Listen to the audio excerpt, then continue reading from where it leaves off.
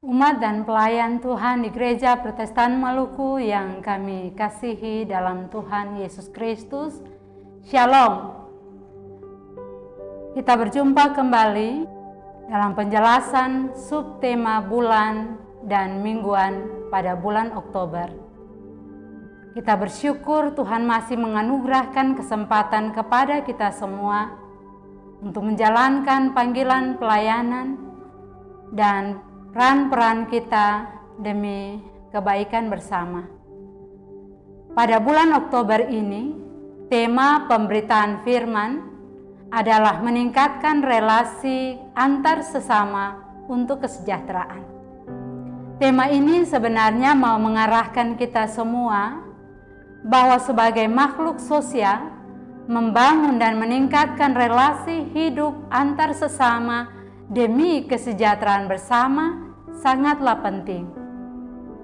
Fakta tentang relasi yang tidak harmonis yang membawa pada konflik dan keretakan tampak terlihat dari komunitas yang terkecil di dalam keluarga sampai pada komunitas yang besar di kehidupan umat dan masyarakat.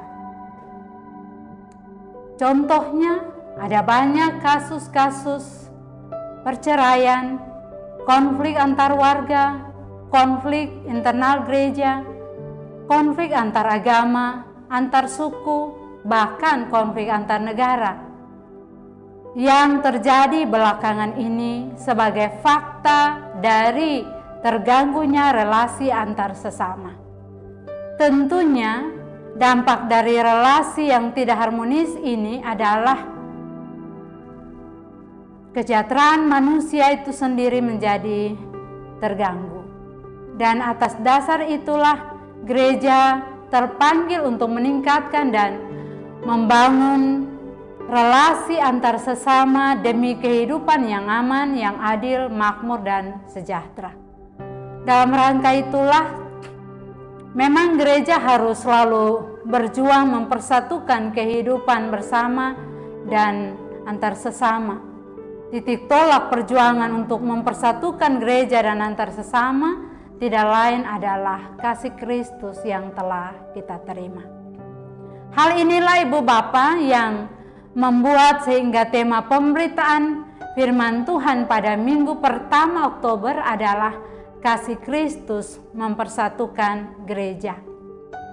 Ini dilandaskan baik pada pemberitaan firman yang kita dengarkan dalam perjamuan kudus oikumene di pagi hari dan kebaktian minggu sorenya, yang pembacaannya terambil dari Roma 12 ayat 9 sampai 21. Pada teks Roma ini Ibu Bapa ada 3 poin yang menjadi pesan penting bagi kita. Yang pertama, bagian ini sebenarnya merupakan nasihat dari Rasul Paulus kepada jemaat di Roma supaya mereka hidup di dalam kasih. Prinsip-prinsip kasih dan perbuatan-perbuatan kasih yang disebutkan oleh Rasul Paulus dalam bagian ini bertitik tolak dari kasih Tuhan Yesus yang nyata untuk kehidupan manusia. Kasih Kristus memang sungguh amat besar dan itu terjadi melalui pengorbanannya di kayu salib untuk keselamatan kita. Sebab kasih Allah tidak hanya mengutuhkan relasi kita sebagai manusia dengan Allah, tapi juga membuat bahwa keselamatan itu menjadi anugerah dalam kehidupan kita. Atas dasar ini maka semua orang percaya, semua orang Kristen yang telah menikmati kasih Allah melalui pengorbanan Kristus harus tetap juga membangun relasi atau hubungan yang baik dengan Tuhan dan sesama manusia. Hal itu berarti setiap orang percaya mesti menghidupkan kasih di dalam seluruh kehidupannya, dalam perbuatan-perbuatan kasih yang nyata, dimulai dari keluarga, antar tetangga, antar unit, sektor, jemaat, gereja, dan masyarakat luas. Yang kedua, Ibu Bapak, Saudara-saudara, dari firman Tuhan ini mau mengingatkan kita juga agar relasi yang sudah terbangun itu mesti ditingkatkan demi mempererat persekutuan selaku umat Tuhan. Satu persekutuan yang erat, yang utuh, yang kokoh, tentu akan berimplikasi pada meningkatnya kehidupan yang penuh damai dan sejahtera. Tidak pernah ada kesejahteraan dan kebahagiaan suatu persekutuan jika relasinya kurang harmonis atau penuh konflik dan permusuhan.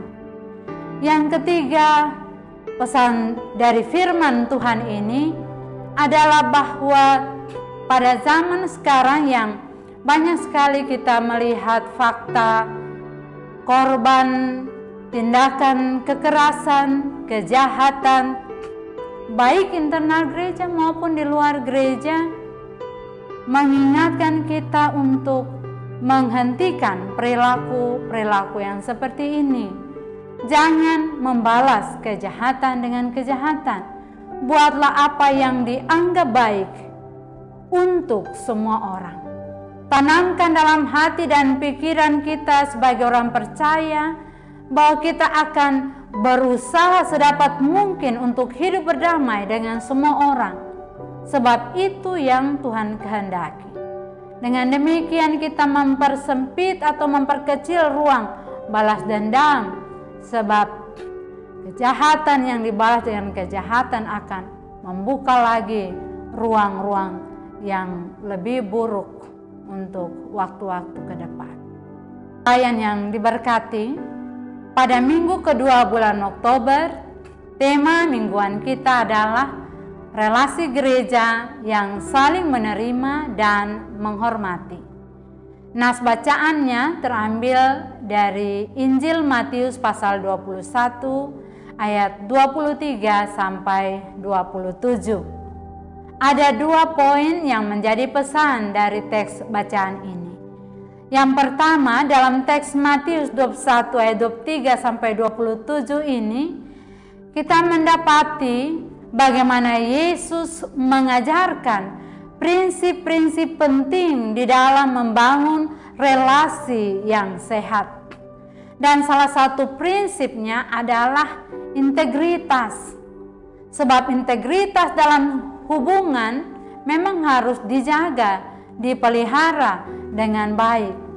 Hal itu ditunjukkan sendiri oleh Yesus, bagaimana pentingnya integritas dalam berelasi. Para pemimpin agama yang bertanya, mereka sendiri tidak siap menghadapi kebenaran yang disampaikan Yesus karena kepentingan mereka sendiri. Mereka berbicara tetapi tidak melakukannya. Yesus menanggapi mereka dengan pendekatan yang bijaksana dan merespon pertanyaan-pertanyaan yang menantang otoritasnya. Ini sebenarnya mau mengingatkan mereka dan juga kita bahwa dalam hubungan antar sesama penting untuk memiliki sikap berhikmat, berbicara dalam kejujuran dan keterbukaan, bukan dengan kemunafikan atau kepentingan-kepentingan tersembunyi. Sebab yang disampaikan itu memang yang harus dilakukan, bukan mengatakan yang lain dan melakukan yang lain. Itu bukan integritas. Kebijakan dan pemikiran yang mendalam lebih efektif daripada reaksi yang sifatnya emosional atau defensif. Dan ini yang Yesus ajarkan dalam prinsip berelasi.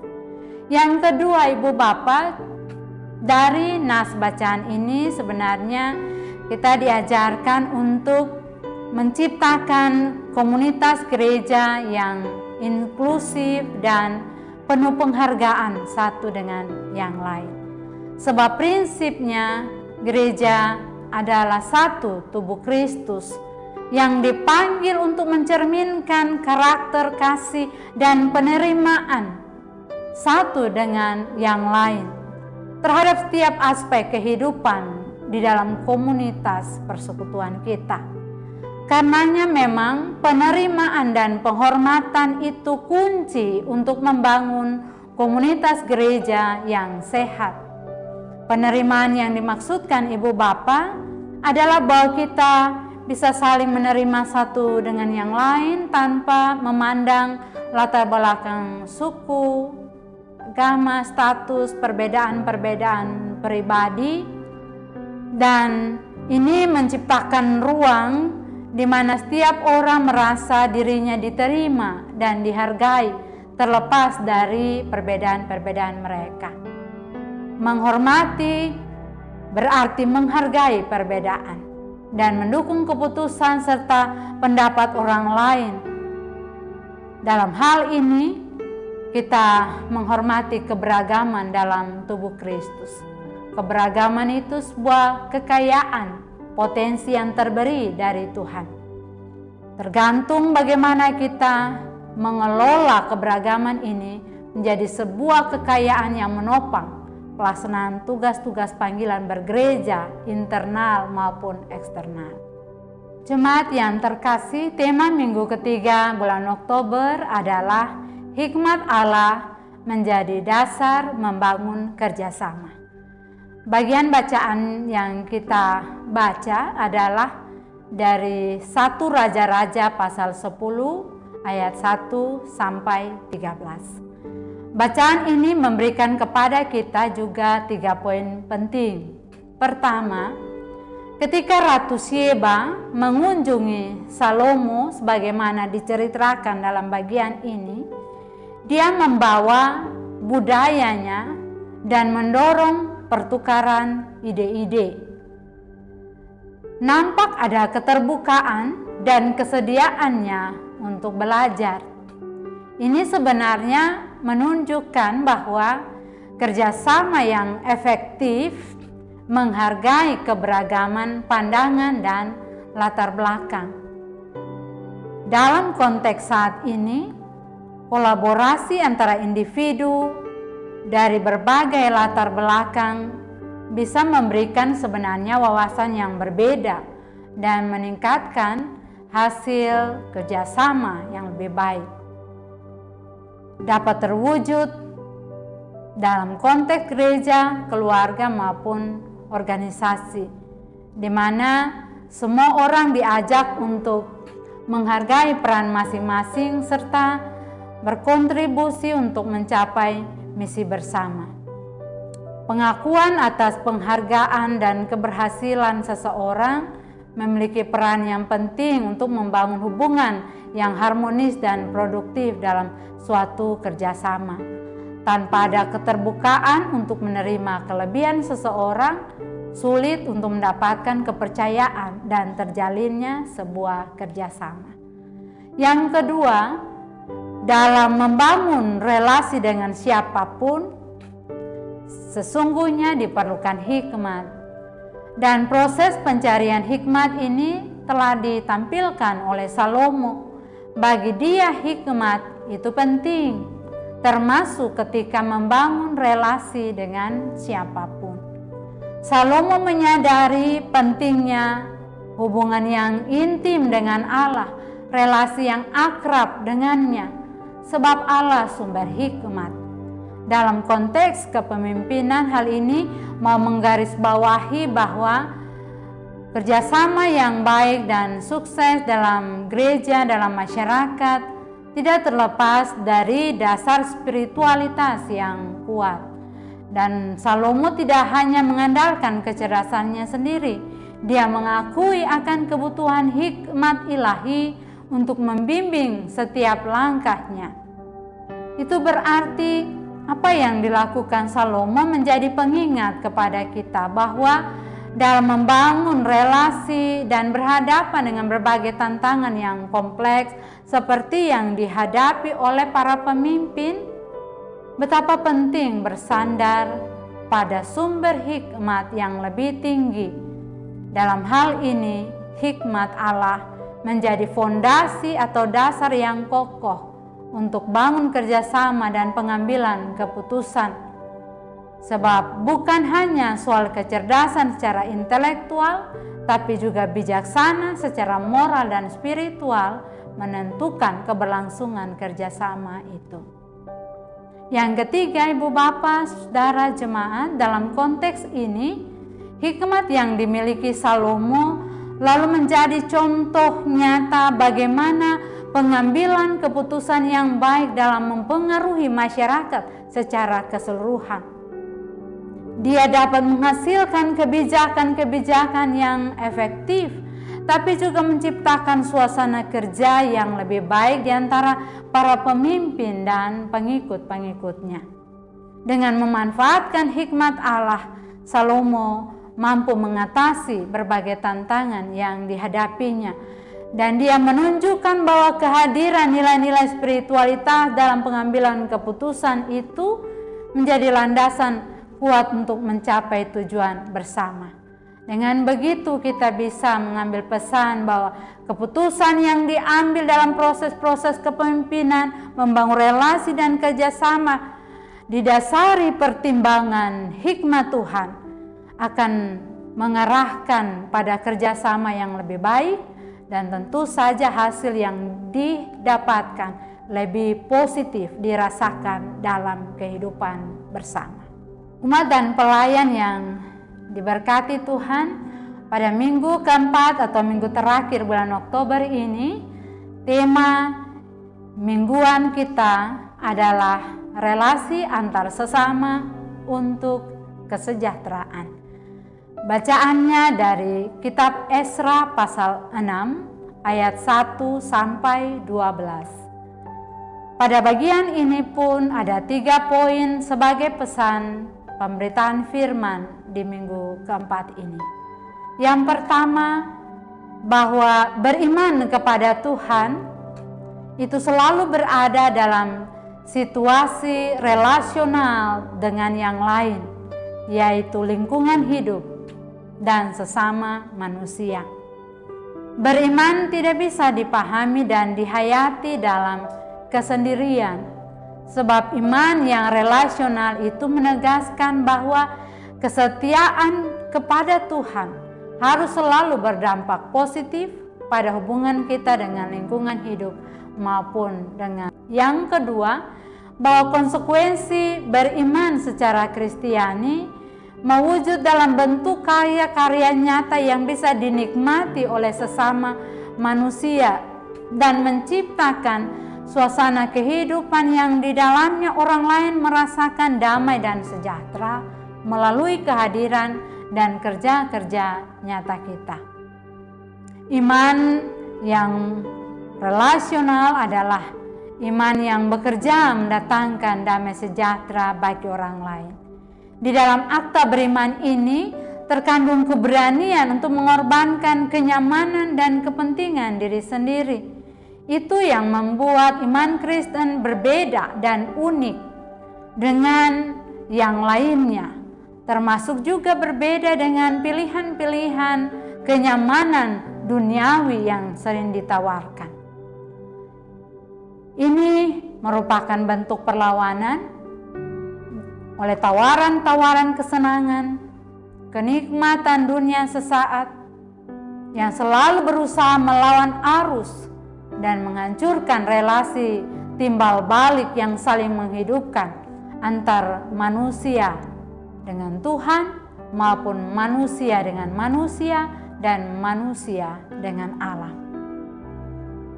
Dan yang ketiga, dari bagian ini kita bisa mengambil pesan bahwa harus selalu kita siuman dan realistis dalam kesadaran Ibu Bapa bahwa Tuhan memberikan pelajaran kehidupan melalui peran orang lain yang kadangkala mungkin kita anggap mereka sebagai orang asing.